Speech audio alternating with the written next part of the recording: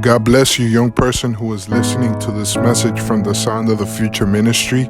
I want to let you know that God is with you in your times of difficulties and struggles.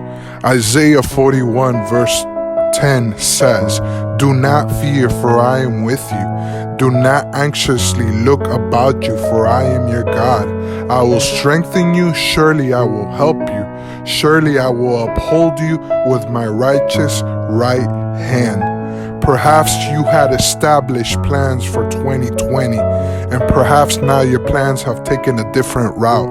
The Lord wants you to know that despite the chaos and panic occurring all around us, God is gonna help us, God is gonna uplift us, and God will surely make those plans come to fruition. Might not be tomorrow, might not be next month, but surely in the time of God, He will help us and He will uplift us. In Jesus' mighty name, amen.